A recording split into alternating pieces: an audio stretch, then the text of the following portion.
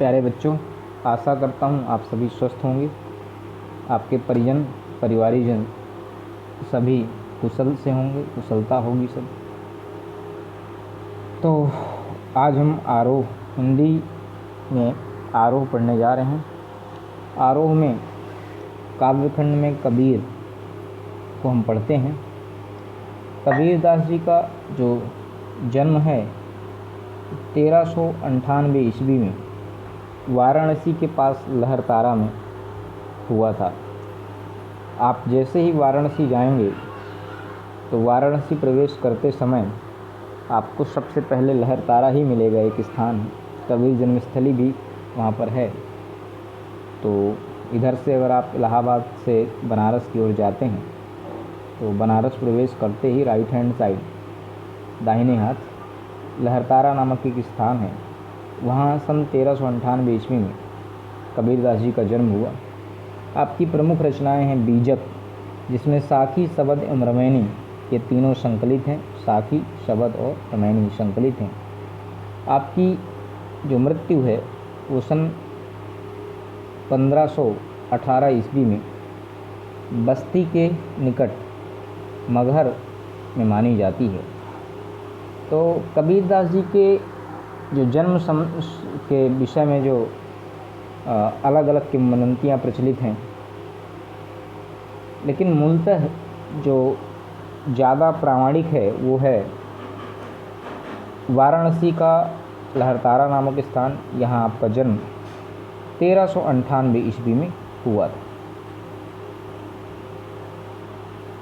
कबीरदास जी ने स्वयं को भी ये माना है कि उनका जो जन्म हुआ वो वाराणसी के जुलाहा परिवार में हुआ। इनके विधिवत रूप से साक्षर होने का कोई प्रमाण नहीं मिलता, और ये इस तरह भी सिद्ध होता है कि वो स्वयं कहते हैं कबीरदास जी कि मसी कागज छुयो नहीं, कलम गही नहीं हाथ। मैंने तो कागज़ और कलम को कभी हाथ से नहीं छुआ, तो मसी कागज़ छुयो नहीं, कलम गही नहीं हाथ। और इन्होंने देशाटन और सत्संग से ज्ञान प्राप्त किया। किताबी ज्ञान के बजाय इन्होंने आँखों देखी जो बात थी उस सत्य को और उसके अनुभव को इन्होंने प्रमुखता दी। ये कहते हैं स्वयं कि मैं कहता आँखन की देखी, तू कहता कागज़ की लेखी। अर्थात मैं उस बात को कहता हूँ, उस बात को स्वीकार करता हूँ जो मैंने अपनी आँखों से देखी है।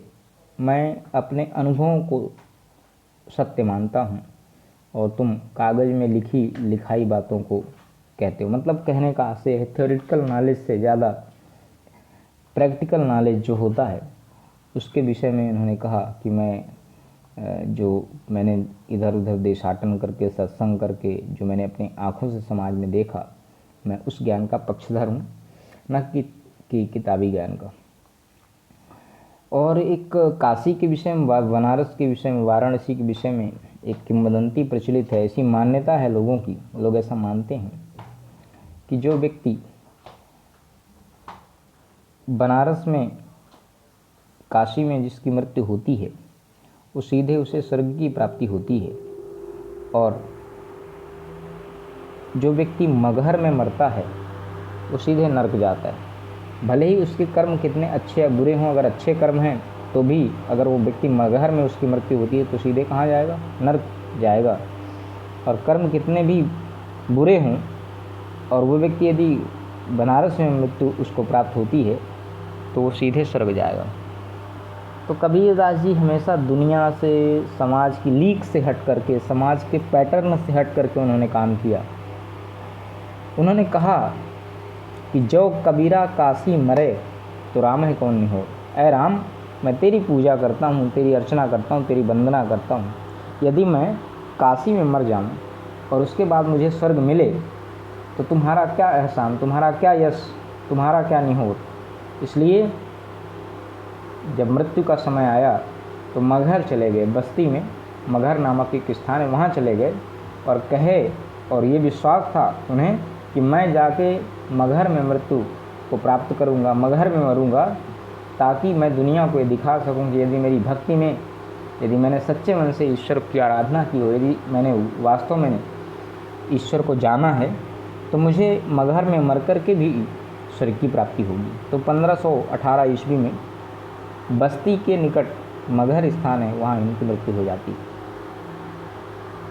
तो कबीरदास जी का जो साहित्यिक परिचय है, उनका जो कृतित्व है, वो ये है कि कबीरदास जी भक्ति काल की निर्गुण धारा के ज्ञानाश्रयी शाखा के प्रतिनिधि कवि हैं। मतलब he is the leader of golden time of literature. Kabirdas ji का जो समय है वो भक्ति काल के अंतर्गत आता है, और हिंदी साहित्य में भक्ति काल को स्वर्ण काल कहा जाता है साहित्य का। तो कबीरदास जी भक्ति काल की निर्गुण धारा के ज्ञानाश्रयी शाखा के प्रतिनिधि कवि हैं। अब ज्ञानाश्रयी शाखा क्या होती है? ज्ञानाश्रयी शाखा जिसमें सगुण को, ईश्वर को, परमात्मा को उनकी आराधना ना करके निर्गुण ब्रह्म की जो प्रार्थना करते हैं, उनकी पूजा करते हैं, ऐसे साधक जो है क्या कहलाते हैं? निर्गुण धारा के ज्ञानाश्रयी कवि कहलाते हैं। आप पर अर्थात कबीरदास जी पर नाथों का, सिद्धों का और सूफी संतों की बातों का काफ़ी प्रभाव रहा। वो कर्मकांड और वेद विचार के विरोधी थे तथा जाति भेद, वर्ण भेद, संप्रदाय भेद के नाम पर जो उस समय तथाकथित जो समाज था, जो विभिन्न प्रकार के मतभेदों में उलझा हुआ था, हिंदू मुस्लिम, ब्राह्मण क्षत्रिय वैश्य शूद्र, जाति पाति, वर्ण व्यवस्था, संप्रदाय भेद, इनके नाम पर जो लड़ते झगड़ते रहते थे, कबीर को उनसे बड़ी एक कटुता थी, एक ईर्ष्या जैसी थी, आप ये मान सकते हैं। क्यों? क्योंकि कबीरदास जी जानते हैं जब सभी ईश्वर की संतान हैं तो उसमें हम विभेद कैसे कर सकते हैं? आप कैसे किसी को बता सकते हो कि ये कौन है? आप उसके जाति के आधार पर, उसके रंग भेद के आधार पर, उसके संप्रदाय के आधार पर नहीं डिसाइड कर सकते हैं कि कौन ईश्वर का भक्त है। तो कबीरदास जी का मानना है कि एक ऐसे समाज की परिकल्पना होनी चाहिए जहाँ पर सभी लोग ईश्वर के जन हैं, हरिजन हैं, अर्थात परमपिता परमेश्वर की संतान हैं, फिर उसमें कोई भेद नहीं होना चाहिए, सभी प्रेम से रहें और ईश्वर का भजन करें। कोई राम को पूजता था, कोई अल्लाह को पूजता था, तो इसके वो धुर विरोधी थे। और चूँकि घुमक्कड़ थे तो इनकी भाषा में जो है उत्तर भारत की बोलियों का साफ असर दिखाई पड़ता है। उनकी बोली में आप अवधी भी प्राप्त करेंगे, जो बनारस की भाषा है वो भी प्राप्त करेंगे, ब्रज भाषा भी प्राप्त करेंगे। तो मिली जुली एक भाषा शैली इनकी है, इसलिए इसको पंचमेल खिचड़ी भी कहा जाता है। और ये अपनी बात को बहुत सीधे से साफ लहजे में, दो टूक शब्दों में प्रभावी ढंग से कह देने के हिमायती थे। वो कहते हैं कि बन पड़े तो सीधे सीधे, नहीं तो दरेरा देकर। बन पड़े तो सीधे सीधे, नहीं तो दरेरा देकर। अर्थात अगर बात है कोई बोलनी तो उसको दो टूक सरल सपाट शब्दों में सीधे से कह दो, किसी को अच्छा लगे चाहे बुरा लगे। तो कबीर ने इसी तरह से परमात्मा को भी देखा और उनसे जहाँ बन पड़ा, हिंदू मुस्लिम दोनों को उन्होंने लताड़ लगाई, दोनों को फटकारा। वो एक सच्चे समाज सुधारक हैं।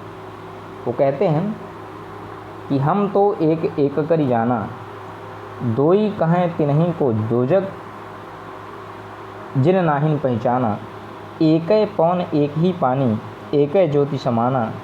एकै खाक गढ़े सब भांडे, एकै कोहरा शाना। जैसे बाढ़ी काष्ट ही काटे, अग्नि न काटे कोई। सब घट अंतर तू ही व्यापक, धरे स्वरूपे सोई। माया देख के जगत लुभाना, काहे नर गरबाना। निर्भय भया कछु नहीं व्यापे, कहे कबीर दीवाना। अब देखिए, हम तो एक एक कर जाना, पहले ही पद में कबीरदास जी ये जो तत्कालीन पंडित पुरोहित और समाज के जो धर्म के ठेकेदार हैं इनको फटकारते हुए कहते हैं कि हम तो एक एक करी जाना है, हम तो एक ही ईश्वर को जानते हैं। सबसे पहले शब्दार्थ देख लेते हैं। एक एक अर्थात एक को, एक कौन है? परमात्मा को जानते हैं। दो ही कहें, दो ही मतलब दो, कहें मतलब जो कहें, तीन ही मतलब उन्हीं को, दो जग अर्थात नरक, जिन नाहिन जिन्होंने नहीं पहचाना।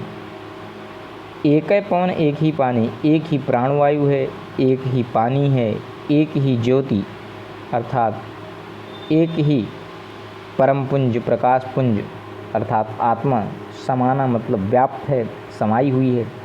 एक खाक, खाक मतलब मिट्टी, गढ़े मतलब गढ़े हुए, रचे हुए, भांडे मतलब बर्तन, एक मतलब एक ही, कोहरा मतलब कुम्हार, साना मतलब एक साथ मिलाकर, सानना मिट्टी में पानी डालकर के उसको साना जाता है। जैसे बाढ़ी, बाढ़ी मतलब बढ़ई, काष्ठ मतलब लकड़ी, अग्नि मतलब आग, काटे मतलब काटना। सब घट अंतर, सभी, सब मतलब सभी के, घट मतलब जो स्वरूप है, जो शरीर है आपका, जो हृदय है। घट का मतलब, घट मतलब शुद्ध शब्द होता है घड़ा, लेकिन शरीर को ही घड़ा कहा गया अर्थात हृदय को कहा गया। इस पूरे शरीर को क्या कहा गया? घड़ा कहा। अंतर मतलब अंतर में, उसके अंदर, उसके भीतर। व्यापक मतलब विस्तृत रूप से। धरे स्वरूपे सोई, धरे मतलब धारण कर रखा है, स्वरूपे मतलब स्वरूप, सोई मतलब वही। माया देखी कि जगत लुभाना, माया को देख करके, माया मोह को देख करके, इस माया मोह के चक्कर में पड़ करके जगत अर्थात संसार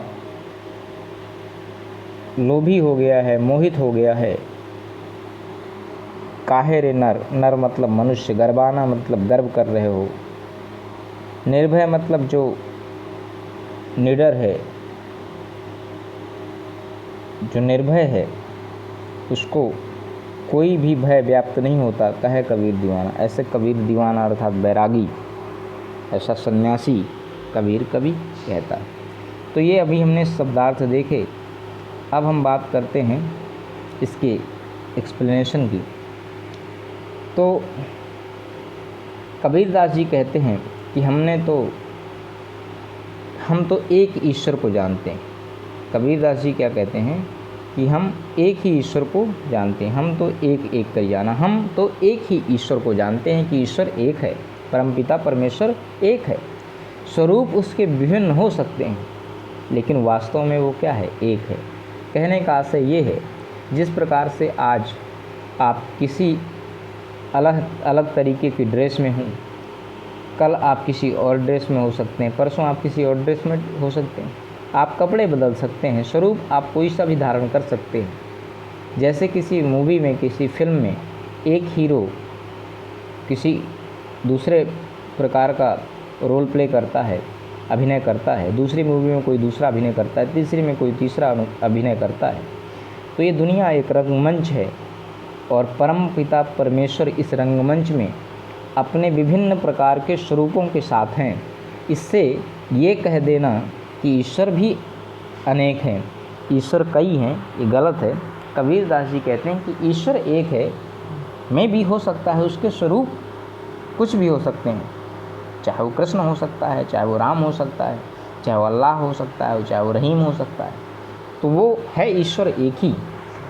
तो इसलिए हम तो एक ईश्वर को ही जानते हैं, परमपिता परमेश्वर एक है, ईश्वर एक ही है, इसको जानते हैं। अर्थात इस तरह मैंने ईश्वर के अद्वैत रूप को पहचान लिया कि ईश्वर एक है, एको आस्ति द्वितीयो नास्ति, एक ही है, दूसरा नहीं।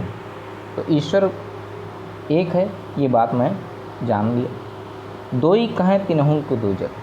ऐसे लोग जो ईश्वर को दो कहते हैं, अर्थात एक से अधिक कहते हैं, जो लोग ईश्वर को अलग अलग बताते हैं उनके लिए नरक की स्थिति है, अर्थात वो निश्चित रूप से नरक के भागी हैं, उनको निश्चित रूप से नरक प्राप्त होगा, क्योंकि वास्तव में वो ईश्वर को पहचान ही नहीं पाए।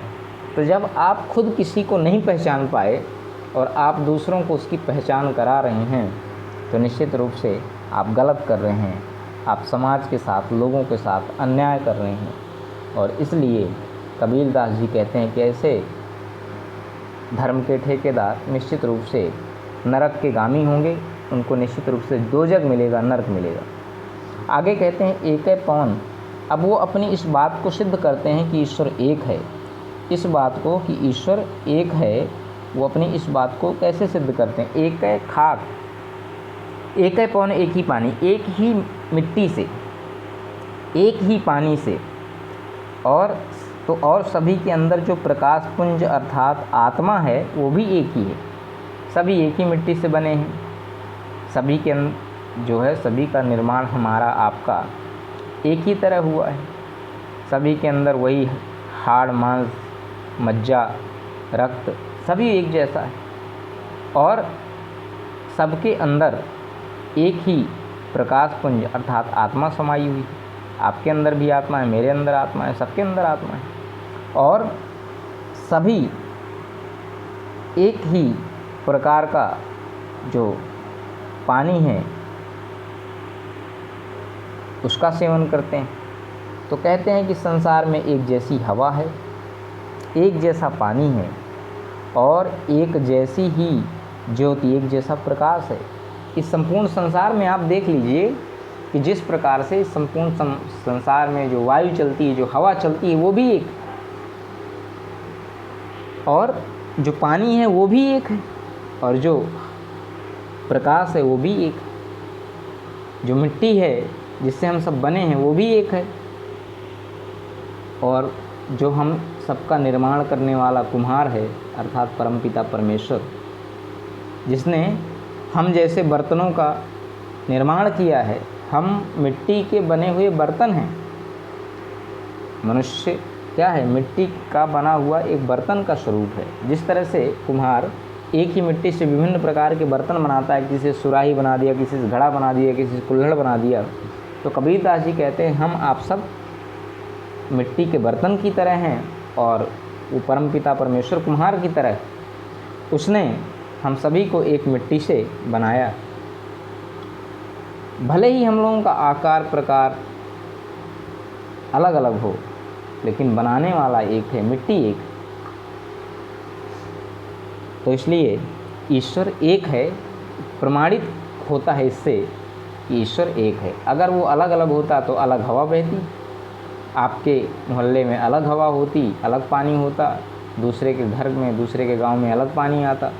तो किसी के यहाँ लाल आता, किसी के यहाँ नीला आता, किसी के यहाँ तीखा आता, किसी के यहाँ मीठा आता, किसी के यहाँ पानी तरल होता, किसी के यहाँ पानी गैस की फॉर्म में होता, किसी के यहाँ पानी सॉलिड फॉर्म में होता। क्यों? सब एक जैसा है। सारे तत्व जो मिनरल्स हैं वो भी एक हैं। साइंटिफिक प्रूवन है ये, साइंस प्रूव करती है इस बात को कि ईश्वर एक है, क्योंकि एक जैसी पूरे संपूर्ण संसार में हवा बहती है, एक जैसा पानी है, और एक ही प्रकाश सब में समाया हुआ है।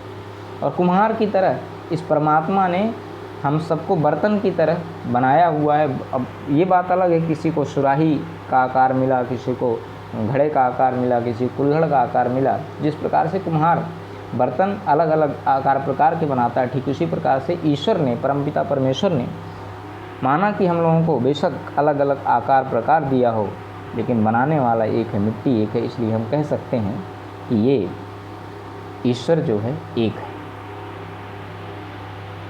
एक जैसे बाढ़ी काष्ठ ही काटे अगर न काटे कोई। जिस प्रकार से बाढ़ी अर्थात बढ़ई लकड़ी को तो काट सकता है, परंतु आग को नहीं काट सकता। लकड़ी को बढ़ई, आपने देखा होगा कारपेंटर लकड़ी को काटता है, और यदि उस लकड़ी को जला दिया जाए और वो जो आग है, जलती हुई आग, क्या कोई उस आग को काट सकता है कि चलो मैंने आग के 2 टुकड़े कर दिए? नहीं। तो ये शरीर क्या है? एक लकड़ी है, आप इसको काट सकते हैं, लेकिन इसके अंदर जो आत्मा है वो आप उसे नहीं काट सकते, वो अजर और अमर है। शरीर तो नश्वर है, लेकिन ये क्षणभंगुर है, लेकिन जो आत्मा है आप उसे नहीं काट सकते, वो आग की तरह। इसी प्रकार से आत्मा सदैव व्याप्त रहती है सबके अंदर। व्यक्ति की मृत्यु के पश्चात वो आत्मा परमात्मा में समाहित हो जाती। सब घटी अंतर तू ही व्यापक धरे स्वरूपे सोई। सब घट अर्थात सभी के शरीर के अंदर, सभी के अंदर हे ईश्वर तू ही व्याप्त है, और जिसका जैसा स्वरूप वैसा रूप धारण कर लेता है। आप इसको यूँ समझिए कि अगर आप पानी ले लें, उस पानी को अगर आप गिलास में डालें तो गिलास जैसे आकार ले लेगा पानी, उसकी आकृति और आकार कैसा हो जाएगा? गिलास की तरह। किसी बड़े से भगोने में अगर पानी डालेंगे तो उसके जैसा आकार होगा। तो आप जिस बर्तन में, जिस पॉट में, जिस बर्तन में आप पानी को डालेंगे वैसा ही स्वरूप धारण कर लेता। ठीक उसी प्रकार से जिस भी रूप में आत्मा प्रविष्ट होती है, समाती है, व्याप्त होती है, वैसा ही स्वरूप धारण कर लेती। धरे स्वरूप है सोई, वैसा ही रूप धारण कर लेती। और ये संसार माया देख के जगत भुलाना लुभाना, काहे रे नर गरबाना। ये संसार माया मोह के जाल में ऐसे फंसा हुआ है कि वह उसी संसार को के प्रति लोभित होता रहता है। इस माया जाल में फंस करके प्राणी इसी संसार के प्रति मोहित होता रहता है, लोभित होता रहता है, ललचाता रहता है। उसको इसी संसार में अलौकिक आनंद की प्राप्तियां होने लगती है कि अरे ये तो अब संसार जो मुझे मिल गया, ये जो ऐशो आराम है यहाँ इस संसार में, ये जीवन पर्यंत, ये कभी मुझसे दूर नहीं जाएगा। रुपया पैसा महल बंगले गाड़ी ये सब मेरे साथ परमानेंट हैं। मैं हूँ यहाँ और इनका उपभोग करता रहूँगा, न मैं कभी मरूँगा, न ये सारी संपत्ति जायदाद बंगले गाड़ी ये दुनिया की बेशकीमती चीज़ें मेरे साथ यूँ ही बनी रहेंगी। तो ये माया मोह का जो जंजाल है, व्यक्ति इसमें फंसा रहता है और संसार को लालच भरी निगाहों से देखता रहता है। इसलिए मनुष्य जो होता है वो गर्व करने लगता है, अहंकार करने लगता है। और जब व्यक्ति अहंकार करने लगता है, तो किसी भी प्रकार का अहंकार हो, घमंड हो, तो ये घमंड, ये अहंकार उसको अंधा कर देता है, उसे ईश्वर के प्रति देखने ही नहीं देता है। तो कबीरदास जी कहते हैं कि ऐ मनुष्य काहे रे नर गरबाना, तुम इस झूठे संसार को, इस ईश्वर सत्यम जगत मिथ्या, ईश्वर ही सत्य है जगत झूठा है, इस बात को क्यों नहीं समझ रहे हो? ये माया मोह के जंजाल हैं, इसको तुम सच मान बैठे हो, ये मिथ्या है, भ्रम है। और इसको आप सच मान करके ईश्वर को भुला के बैठे हो। इसलिए ऐ नर, ऐ मनुष्य, तुम्हें घमंड नहीं करना चाहिए, गर्व नहीं करना चाहिए। निर्भय भया कछु नहीं व्यापे, कहे कबीर दीवाना। कबीर दास जी कहते हैं कि वो अब निर्भय हो गया, निर्भय भया कछु नहीं व्यापे। कबीर दास जी कहते हैं कि अब उसको, अर्थात कबीर को किसी भी प्रकार का कोई भय नहीं है, कोई डर नहीं। क्यों डर नहीं भाई? किससे डरने की क्या ज़रूरत है? इसलिए डर नहीं है, कबीर को स्वर्ग नरक का डर नहीं है, कबीर को जीवन मरण का डर नहीं है। व्यक्ति क्यों सर्वाधिक डरता है? मृत्यु से डरता है। कोई व्यक्ति हो वो सर्वाधिक किससे डरता है? मृत्यु से डरता है। कबीर को अब किसी भी प्रकार का कोई भय ही नहीं रहा। क्यों भय नहीं रहा? क्योंकि उसको सत्य का ज्ञान हो गया। क्या ज्ञान हो गया? कि ये शरीर जो है झूठा है, ये जगत जो है संसार क्या है? झूठा है, मिथ्या है, भ्रम है, केवल ये माया जाल है। हमें एक न एक दिन ईश्वर के पास ज़रूर जाना है, और आत्मा कभी मरती नहीं। तो चाहे जीवन मिले चाहे मृत्यु मिले, उसके लिए दोनों बराबर है, उसे कोई फ़र्क ही नहीं पड़ता। उसे पता है कि शरीर है मिट्टी, इसी मिट्टी में मिल जानी, और आत्मा परमात्मा में मिल जानी, तो उसे जीवन और मृत्यु का कोई भय ही नहीं। इसलिए कबीर अब निर्भय हो गया है, निडर हो गया है, और कहे कबीर दीवाना, और वो ईश्वर के प्रेम और ईश्वर की भक्ति में अब दीवाना हो गया, पागल हो गया, मस्त हो गया है, बैरागी हो गया है। अब उसे किसी भी प्रकार का कोई भय नहीं है, कोई डर नहीं। अब इस पूरे एक पद में क्या क्या विशेष बातें हैं वो जान लेते हैं। पहली चीज़, कबीर ने आत्मा और परमात्मा को एक बताया है, ये एक दूसरे के पूरक हैं। साथ ही उन्होंने ये कहा कि ईश्वर एक है, ईश्वर दो नहीं है, ईश्वर के और उसके स्वरूप नहीं है, ईश्वर एक है और वही सत्य है। संसार को कबीर ने मिथ्या बताया, भ्रम बताया, मोह जाल बताया, माया जाल बताया। नंबर 2, माया मोह और इस संसार के बंधनों को कबीर ने एक जाल की तरह बताया है, और इस पर गर्व करना, संपत्ति पर, दौलत पर, शोहरत पर घमंड करना, गर्व करना एक व्यर्थ बात है, ये भी उन्होंने बताया। बीच बीच में शब्द आए, खाक एक खाक गढ़े सब भांडे, एक कोहरा शाना। तो यहाँ पर खाक में और कोहरा में रूप का अतिशयोक्ति अलंकार, अनुप्रास अलंकार की जो छटा है दर्शनीय है।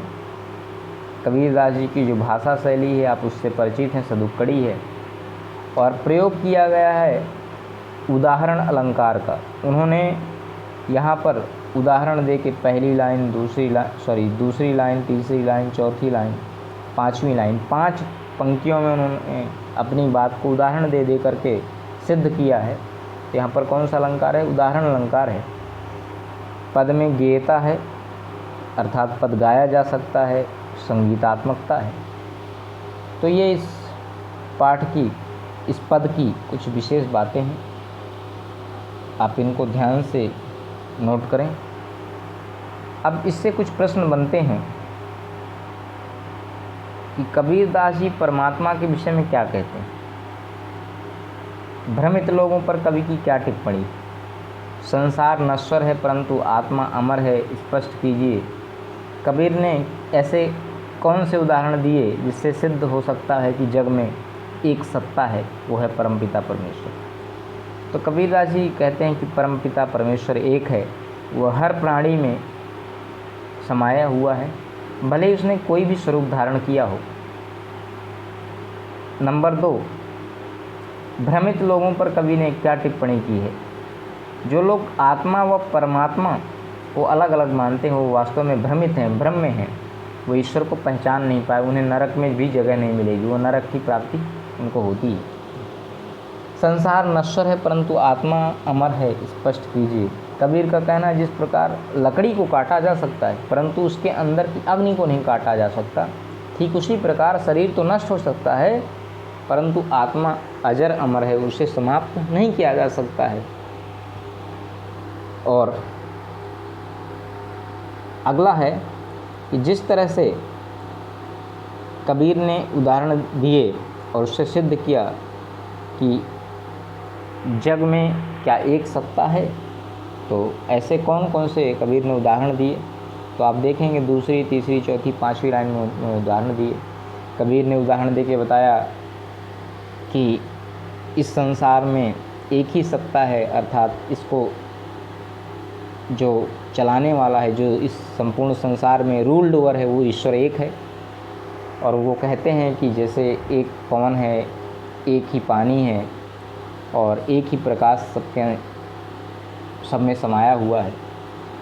जिस प्रकार से सभी बर्तन एक ही मिट्टी से बनाए जाते हैं लेकिन उनका स्वरूप अलग अलग होता है, ठीक उसी प्रकार से हम सभी अलग अलग तो दिखाई देते हैं, लेकिन हमारा जो स्वरूप है अर्थात जो हमारे अंदर जो विद्यमान ईश्वर है, आत्मा है, वो सब में एक है और वो परमात्मा का एक अभिन्न अंग है, इसलिए ईश्वर एक है। तो पहला पद यहीं कंप्लीट होता है।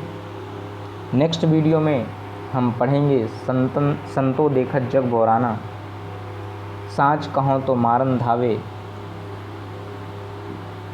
झूठे जग पतियाना, नेमी देखा धर्मी देखा प्रात करे स्नाना, आतम मारी पखाने पूजे उनमें कछ नहीं ज्ञाना, बहुतक देखा पीर औलिया पढ़े किताब पुराना, कै मुरीद तदवीर बतावें उनमें वह जो ज्ञाना, आसन मार डिम्ब धरि बैठे मन में बहुत गुमाना, पीपर पाथर पूजन लागे तीरथ गर्भ भुलाना, टोपी पहिरे माला पहिरे छाप तिलक अनुमाना, साखी शब्दें गावें गावत भूले आत्म खबर न जाना, हिंदू कहें मुई राम पियारा तुर्क कहें रहीमाना, आपस में दो लर लर मुए ममन, आपस में दो लर लर मुए उनमें वह जो ज्ञाना, और मर्म न काहू जाना, घर घर मंत्र देत फिरत हैं महिमा के अभिमाना, गुरु के सहित सिख शिष्य सब डूबे, गुरु के सहित शिष्य सब बूढ़े अंत काल पछताना, कहे कबीर सुनो हो संतो ई सब भ्रम भुलाना, कीर्तिक कहूँ कहा नहीं माने सहजे सहज समाना। तो अगले ये पद हम पढ़ेंगे। तो आशा करता हूँ आपको समझ में आया होगा। चलिए, thanks for watching this video.